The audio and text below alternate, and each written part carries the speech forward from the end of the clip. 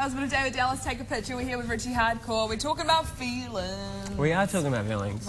And you know what? We need to talk about feelings more often on TV. Yeah, we do need to talk about feelings more when we're on TV as well. Adriana says, hashtag when I'm down.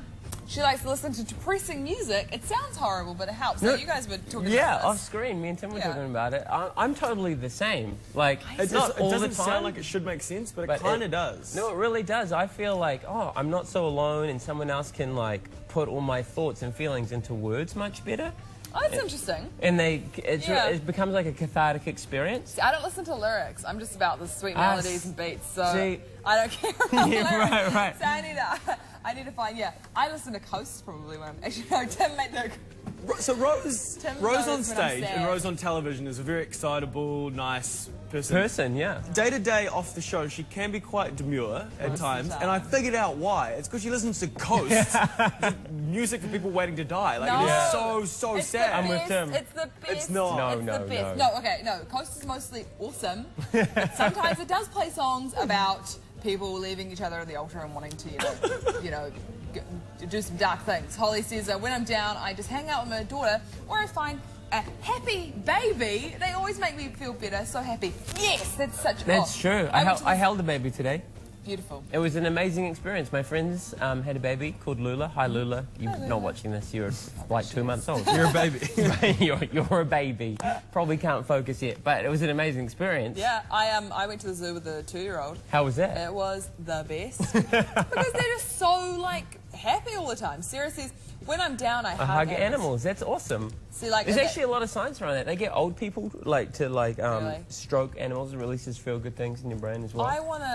I need a cat. Cats make me so happy. Big fan of cats. Cats are just, the best. Steven says, when I'm down, I think about the best of life, isolate the bad things, and remember who I am, a nice and kind person who looks out for others. That's awesome. I like that all these positive things are rolling out of the conversation we're having. Absolutely. And it's, you know, like, if you're out there watching TV and you're feeling down, or you know of someone who's feeling down, you should, you know, share this whole thing with them. Because I don't think, like you said, we don't do that enough as a culture. Like, I definitely think, as a man, it's not cool to, like, go, I'm feeling sad today. There's an At Peace song, which is Tom from Homebrew, and a couple of other dudes that basically raps about that for about 4 or 5 minutes. Yeah, I'll get the name of the I was at some Thai boxing last night. You know, like, I teach... I love like, just the things you drop. Like, I was just at Thai boxing last night. I teach Thai boxing, right? That's great. That's one of my jobs, since we're talking about jobs. You totally can do Thai boxing. Anyway, my bro Luke McCready fought, and he had a mean fight. What up, Luke? And my boy, there he is. And then my boy Ziggy fought, and you know, it's a tough sport. You're trying to knock someone out, etc., etc. But we're having this talk about feelings on the drive back, and my boy Ziggy was like, "Yeah, just talking about it helps." And I thought it was really cool for, like, a tough young guy. Young guy to have that realization. Well, I think as soon as someone actually comes out and says something that kind of affirms it for someone else who says, I feel like that. I know. He was like, how do you feel? And I was like, I feel sad. And he's like, just talking about it helps. I was like, high five. That's some knowledge right there. Absolutely. Okay, just very quickly before we go, we're going to ask you, are you working a dream job? This is a question that our friends at Open Polytechnic are asking the viewers. They asked us to ask you. Yeah, exactly, because they just want to know, are you working a dream job?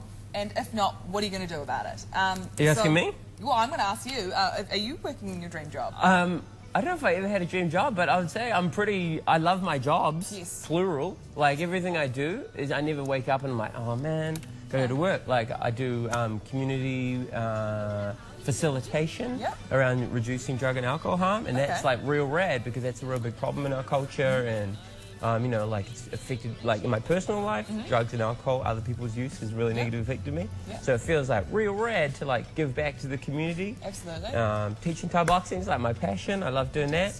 Like, doing this stuff is fun. Being on BFM sometimes is super fun. Like, I feel really, like, you know, I feel really lucky. That's great. Yeah. That's fantastic. Well, I mean, from the poll, though, I think a lot of people are not in their dream job at the moment. Of course, though, because majority of us are young.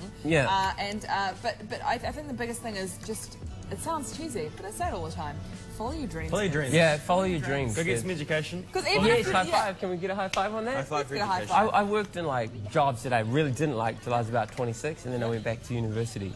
And it was like the coolest thing I ever did. Like, my whole mind exploded with possibilities and options and new knowledge. And then out of that, you know, fell some work that I love doing now. Not saying I was unhappy before that, but it was just like just a job. It was just the push over the edge that got you to the place you wanted. And now I'm like, this is rad. That's awesome.